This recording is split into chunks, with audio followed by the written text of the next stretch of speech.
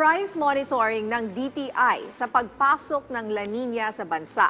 Ating pag-uusapan kasama si Consumer Protection Group Assistant Secretary Attorney Amanda Nograles ng Department of Trade and Industry. ASEC Nograles, magandang tanghali sa iyo.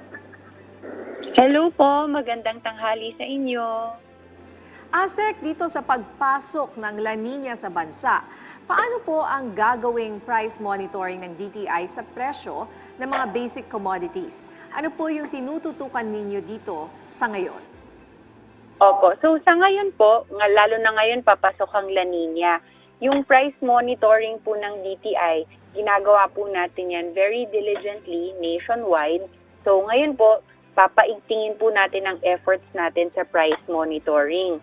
Ang mga hoarding at saka po any other acts of illegal price manipulation, yan po huhulihin po yan ng ating DTI price monitors and sasampahan po sila ng karampatang kaso. Maliban dyan, tayo po ay nakikipag-ugnayan sa mga local government units para po sa reactivation ng tinatawag nating LPCCs, no? So Local Price Coordinating Council. So meron po tayong mga monitors na katulong po natin na magmo-monitor din po sa LGU level ng presyuhan ng mga bilihin.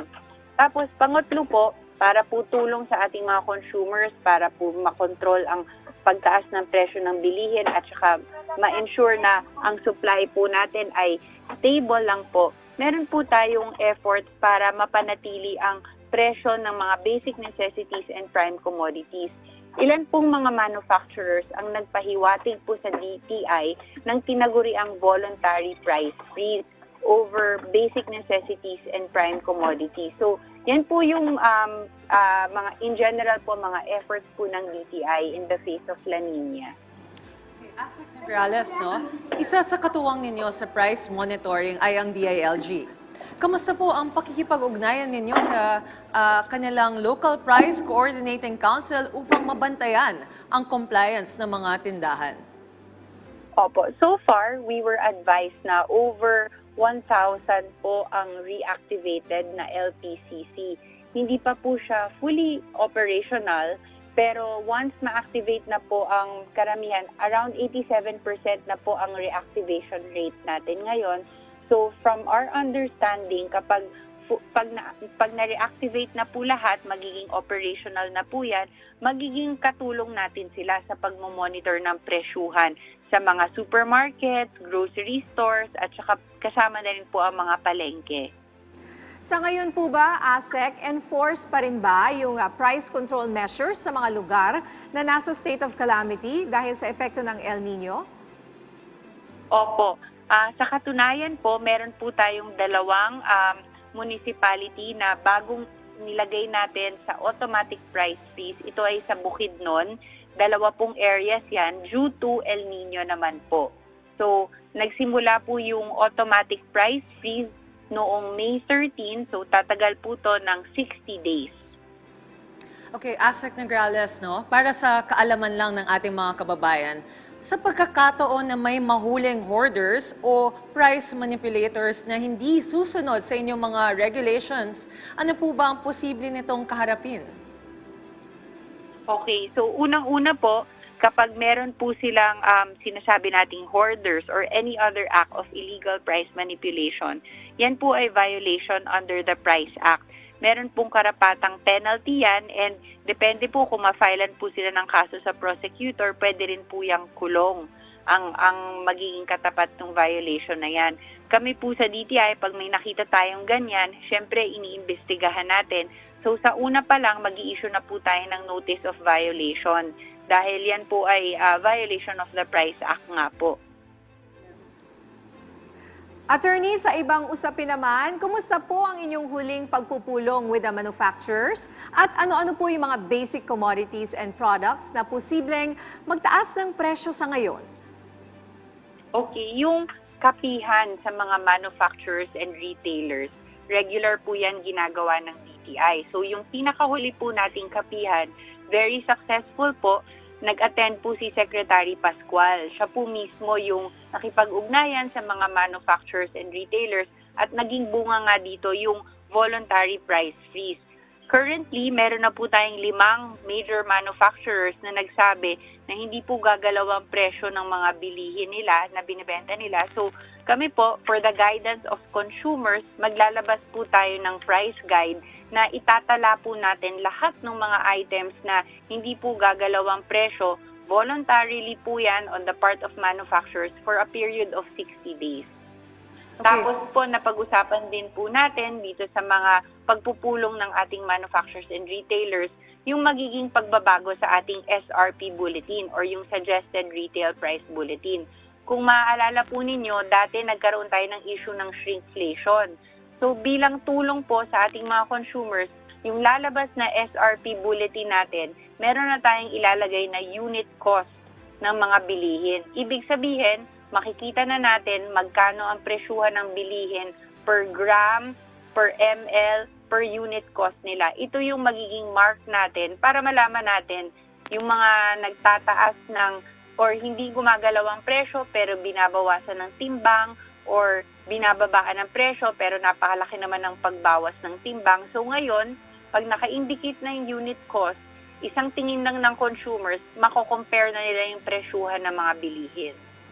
Okay, Asek Nograles, no, sa mga manufacturers na nagdesisyon na hindi muna magtataas ng presyo, hanggang kailan naman po ito magtatagal? And can you give us some products na nagbigay na ng advisory na hindi muna magtataas ng presyo? Opo. So, iba-iba po yung start date ng mga manufacturers. Depende po kung kailan sila nag-abiso sa DTI. Pero in general po, yung iba po dito effective until July 10, yung iba naman po effective until June 30. Iba-iba po yung effectivity dates nila. Kasama po dito sa voluntary price freeze natin, no, ang processed meat. May mga processed meat items tayo. Meron tayong processed milk items. Meron tayong bottled water. Meron tayong instant noodles. So, yan po. Iba-iba po yung mga items na kasama. Sa ibang usapin naman, Asek, may tanong po mula sa GMA News Desk. Panahon na naman po ng travel at may nabibiktima ulit ng travel scams. Baka meron po tayong paalala at sakali po paano daw po maaaring magdulog ng reklamo sa inyo dyan sa DTI at paano raw, ano daw ang maaaring hakbang na gagawin ng DTI sa mga nang-i-scam na ito? Opo. So usually po yung mga travel scams, yun po yung nagbubook tayo, tapos pagdating natin sa hotel or sa location, hindi po darating yung susundo sa atin or hindi natin ma-avail yung package na binayaran tayo. Yan ay isang consumer protection issue. So, ang warning po natin sa ating mga consumers, mag-book or makipag-transact lamang sa mga lehitimong travel agents or yung providers na alam nyo na registered sila sa DTI or registered sila sa SEC, rehistrado sa BIR. Titingnan po natin yung mga permits nila. Bago po tayo magbayad, siguraduhin po natin na doon tayo sa tamang payment instructions kung saan tayo magbabayad at saka kung nagbayad man tayo, ano pong i-expect kapag nagbayad? Kaliwaan ba ibibigay ang electronic copy ng ticket or yung reservation natin sa accommodations natin? And then finally, sa mga bumibili po online, i-check din po yung mga reviews. Makikita naman po sa mga reviews kung meron dong mga aberya or any mga reklamo nila tungkol dun sa nagbebenta ng tickets or mga reservations nila sa accommodations nila. Pero kung sakali, kahit nag-iingat na po ang ating mga consumers at nabiktima pa rin sila nitong mga travel scam, pwede po nila yan ireklamo sa amin sa DTI. Email lang po kami sa consumercare@dti.gov.ph. Okay. Asek Nograles, no, may isa pang question from GMA News Desk. Mayroon na raw po bang natanggap na reklamo ang DTI ukol sa travel scams? At kung meron man, ilan na po ba ang ito? Okay.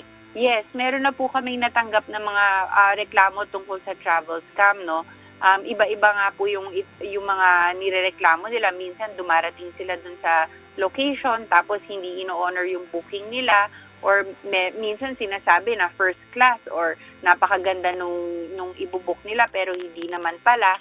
So kami, para sa ganyan, ginagawa namin ng kaso. So, nagpa-file ng notice of violation, tapos dumadaan sa mediation and prosecution. As to the exact number kung ilan ang pending, we have to get back to you on that, no? Kasi araw-araw nadadagdagan yan sa atin sa DTI. Nagbabago po ang numbers na update. Pero hindi naman po masasabing napakarami nitong mga travel scam kasi seasonal nga yan eh. Sa panahon ng summer, maraming nagbabiyahe. Sa panahon ng mga vacation ng mga bata, maraming nagbabiyahe. Pero iba-iba po ang numbers at any one point, so we'll get back to you on the exact number. Alright, mensahe at paalala nyo na lang po sa ating mga consumer mula dyan sa inyo sa DTI. Okay, yun lang po. Thank you so much for inviting me. Ang paalala lang po natin bilang consumers, always maging mapanuri at saka mag-iingat po, lalo na sa mga bumibili online. At kung meron man tayong mga reklamo or any issues na gusto nyong i-discuss sa amin sa DTI, open po ang aming tanggapan. Email lang po kami sa consumercare@dti.gov.ph. Maraming salamat po sa inyong oras, Consumer Protection Group Assistant Secretary, Attorney Amanda Nograles ng Department of Trade and Industry.